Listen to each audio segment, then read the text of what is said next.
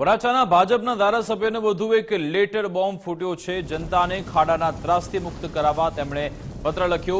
કમિશનરને પત્ર લખી ખાડામાંથી લોકોને મુક્તિ અપાવવાની માંગ કરી। ધારાસભ્ય પોતે કહી રહ્યા છે કે ખાડાથી જનતા ત્રસ્ત છે, પરંતુ કોર્પોરેશનને તેના વિશે ખ્યાલ નથી। હવે ધારાસભ્યના પત્ર બાદ શું કોર્પોરેશન કામગીરી કરશે તે એક મોટો સવાલ છે। એમએલએ કુમાર કાનાણીએ તંત્રના કાન આમળવાના પ્રયત્ન કર્યા। લોકો સહન ન કરી શકે તેવા ત્રાસદાયક આ રસ્તાઓ છે તેવું કુમાર કાનાણીએ કહ્યું। શહેરમાં ખાડાઓનું સામ્રાજ્ય ઊભું થયું છે। ટ્રાફિક સિગ્નલનું લોકો પાલન કરી રહ્યા છે। 60 સેકન્ડ માટે સિગ્નલ ખુલે, પરંતુ ખાડાઓમાં વાહનો ચાલી શકતા નથી। ખાડામાંથી વાહન નીકળે તે પહેલા તો સિગ્નલ બંધ થઈ જાય છે।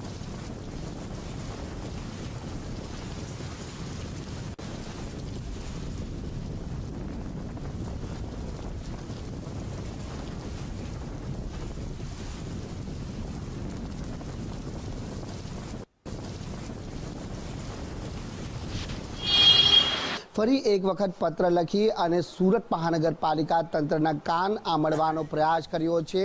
જોકે આ વખતે પત્ર શહેરમાં જે ખાડાઓનું સામ્રાજ્ય ઉદ્ભવેલું છે તેને લઈને લખવામાં આવ્યું છે। કુમાર કાનાણી જાતે ઉપસ્થિત છે, સીધી વાત કરીશું તેમના જોડે। કુમારભાઈ, સૌપ્રથમ તો શહેરમાં કઈ રીતની આ ખાડાઓનું સામ્રાજ્ય ઊભું થયું છે, કઈ રીતની પરિસ્થિતિ છે?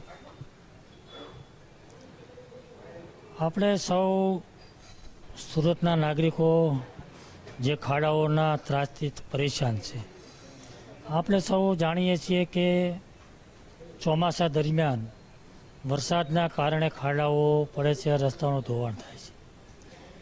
જોકે રાજ્યના બીજા જિલ્લાઓમાં, મહાનગરોમાં જે રીતે વરસાદ પડ્યો છે એવો વરસાદ અહીંયા નથી પડ્યો, છતાં પણ રસ્તાઓનું ધોવાણ થયું છે। માની લો કે રસ્તાઓનું ધોવાણ થયું, ખાડાઓ પડ્યા, વરસાદને કારણે જે કંઈ પરિસ્થિતિ ઉદ્ભવી થઈ, પરંતુ એનું રિપેર તો થાય ને, એના ખાડા પુરાવાનું કામ તો થાય ને। લગભગ 4-5 દિવસથી જ વરસાદ બંધ થયો છે, છતાં મેં ક્યાંય તંત્રના કામે લાગતું જોયું નથી। રસ્તાઓ રિપેર થતા હોય, ખાડાઓનું પુરાણ થતું એવું મેં ક્યાંય જોયું નથી।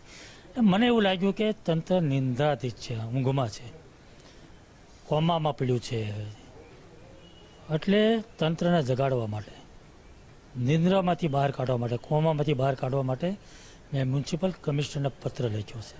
મારું કામ નહીં થાય તો કુમાર કાનાણીનું આગલું સ્ટેપ શું રહેશે? ના થશે જ। મેં કમિશનરનું ધ્યાન દોર્યું છે, મેયરશ્રીને, પદાધિકારીઓને, અમારા પદાધિકારીઓને ધ્યાન દોર્યું છે, અને ચોક્કસપણે માનું છું કે મેં જે લોકોના પ્રશ્નોની વાત કરી છે, ખાડાઓ રિપેર કરવાના યુદ્ધ ધોરણે મેં વાત કરી છે, વહીવટી તંત્રને પત્ર લખ્યો છે અને વડાને પત્ર લખ્યો, કમિશનરશ્રીને કામ કરવું જ પડે, શા માટે ના કરે, એમની જવાબદારી છે, એટલે ચોક્કસ એને કામ કરવું જ પડશે, અને છતાં પણ નહીં કરે તો આગામી કાર્યક્રમ મારો હશે। ત્યારે પ્રજાને પડતી હાલાકી મુદ્દે કુમાર કાનાણીએ પત્ર લખી અને તંત્રના કાન આમળવાનો પ્રયાસ કર્યો છે। જોકે હવે જોવાનું એ રહે છે કે સરકારના પ્રતિનિધિના પત્ર બાદ તંત્ર હરકતમાં આવે છે કે કેમ। કેમેરામેન અક્ષય વાડેર સાથે રાકેશ બ્રહ્મભટ્ટ, ગુજરાત ફર્સ્ટ, સુરત।